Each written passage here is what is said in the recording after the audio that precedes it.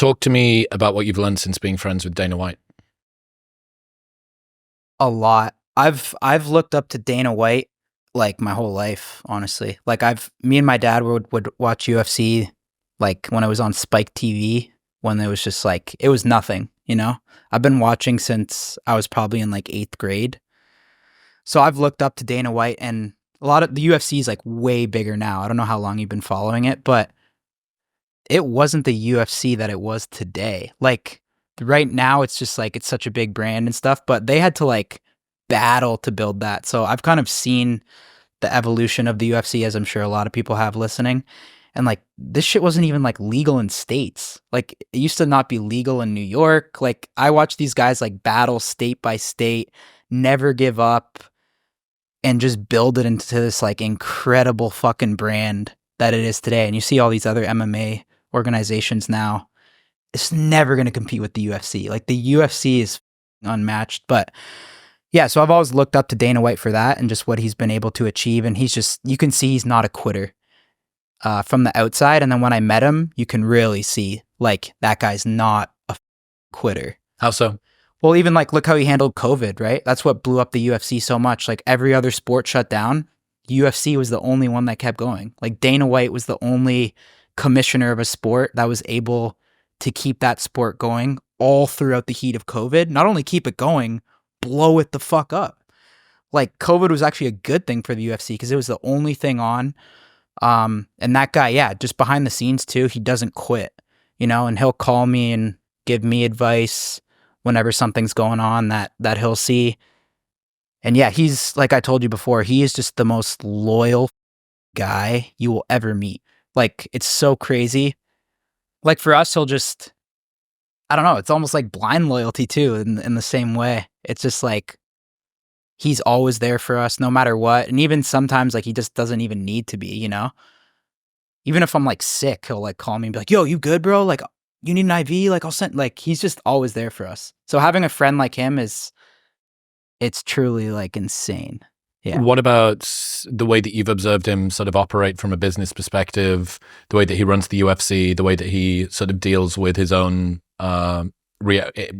interaction with press, with exposure, with scrutiny, with stuff like that? Yeah, I mean, he's obviously a savage, right? Like, even though I'm friends with him, like, I'll literally watch almost every Dana White, like, post-UFC press conference because the guy's just a savage. Like, if a media guy goes at him, he's going to ream them out. You know what to get with Dana White, right? He's himself. He speaks his mind. So with the UFC stuff, we kind of stay away from that. We let him handle the business of that. We don't even really talk UFC business with Dana ever because he talks about that shit all the fucking time. When we're with him, if we're talking business, we're talking about Happy Dad, we're talking about Howlerhead, we're talking about the podcast, or we're talking about maybe new ventures that we want to do together in the future. And we've never had like any type of partnership like with Dana or the UFC besides like some clothing, but there's no like formal agreement. There's no formal agreement. Like even with Happy Dad and Howlerhead, I know Dana had offered me like a little piece of Howlerhead back in the day. And like, I kind of just told him in the most respectful way, like, I'm really appreciative of this, but like, I just want to do whatever you want me to do. And I don't want to take a percentage of your company. Like, I just want to remain friends and like, let's just help each other. And he was on the same page. And I think he like really respected that.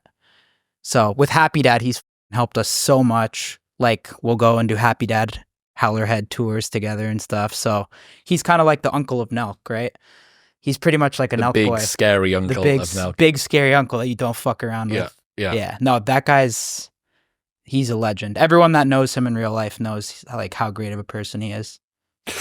It's wild, you know, to think that that's able to come across. I haven't met Dana, but from conversations that I've seen him have, from stories that I've heard behind the scenes, from stories that I've heard in public, it is absurd to have somebody that's kind of at the head of an organization like that, who's the one that seems to have the most credibility, this sort of unwavering commitment to his word, like even to a fault a lot of the time, even when he fucks up, and he just decides to be as upfront as possible. I don't know how he does it, but he does it. And that's why he's Dana White. He's just Well, I think what people are savage. really desperate for is authenticity. Yeah. Like they're really, really hungry for authenticity. And one of the problems is that if you realize that authenticity is something that people like and resonate with, you can try to sort of speedrun it or growth hack it somehow, which is the exact opposite of authentic. You can't inauthentically be authentic, Right. you know? Yeah. And I think people can just tell. They know when you're playing a game, when you're trying to manipulate them. Mhm. And even if you don't know why, even if you can't say what it is, we've got this weird sixth sense that exists behind the back of our head somewhere. And you go, I don't know, man, there's something up here. I just don't get Trudeau. Perfect example of this with Trudeau. Yeah. Like, tell me what it is about that guy that makes you not trust him. Maybe you can point to specific statements he's made and all the rest of it. You but could just tell he's a slime ball. largely, it's just the fact that he's got this slippery demeanor. Yeah. You think, hey, I don't fucking trust you, Yeah. guy. And He fooled everyone with the free weed legalization when he first ran. what's that? I think that's like when he first ran, it's just because he was going to legalize weed. Like that's why everyone loved him. Okay, that never came to fruition. No, it did. It's legal in Canada. Okay. Yeah, so I guess he did one good. Delivered thing. on a promise.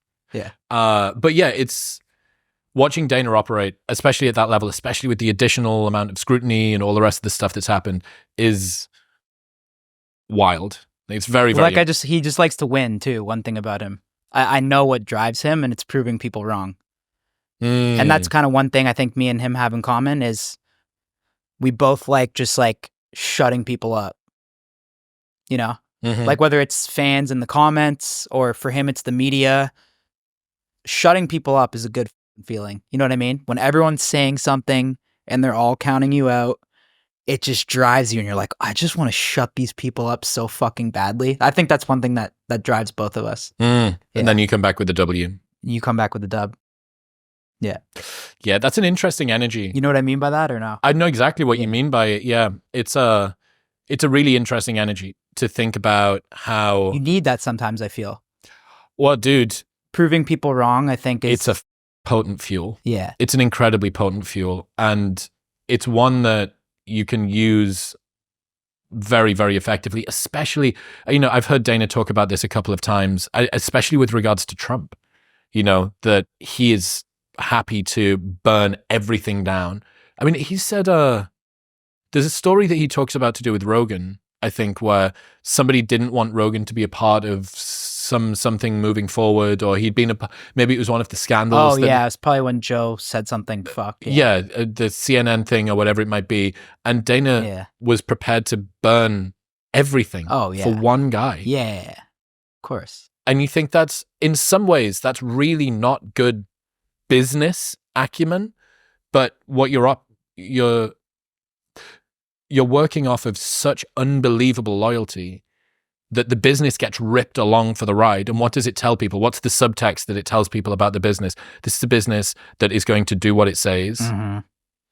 and you can have complete and utter faith in it. Yep. And especially, the world of fight sports, we've seen it how many times over the last couple of months?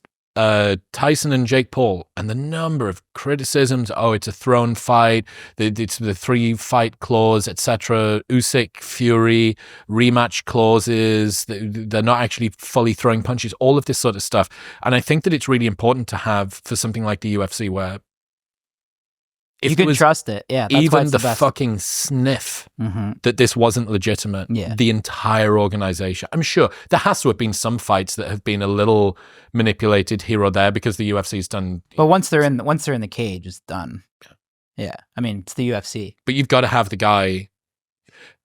They obviously help put people in the cage that they want to. I mean, that's obvious. But like, once they're in the cage, it's up to you. Yeah. They're not fighting for you when you're in the cage. Mm-hmm. In other news, this episode is brought to you by Element. You've probably heard me talk about Element before, and that's because I am frankly dependent on it, and every single morning for the last 3 years, I've started my day the exact same way, which is with one of these and a cold glass of water. Element is a tasty electrolyte drink mix with everything that you need and nothing that you don't. Each grab-and-go stick has a science-backed electrolyte ratio of sodium, potassium, and magnesium, with no sugar, no coloring, no artificial ingredients, or any other junk. Plays a critical role in reducing muscle cramps and fatigue while optimizing brain health, regulating appetite, and curbing cravings. This orange flavor in a cold glass of water is like a beautiful, sweet, salty, orangey nectar that I can't wait to start every day with. And I genuinely feel the difference when I take it versus when I don't, which is why I'm not shutting up about it. Best of all, they have a no questions asked refund policy with an unlimited duration, so you can buy it and try it for as long as you want. If you don't like it for any reason, they will give you your money back, and you don't even need to return the box. That's how confident they are that you'll love it. Right now, you can get a free sample pack of all 8 flavors with any purchase by going to the link in the description below or heading to drinklmnt.com/modernwisdom. That's drinklmnt.com/modernwisdom. Thank you very much for tuning in. Num num num num num. Tasty Kyle episode. You enjoy that? Of course you did. A little bit more available right there if you click on it.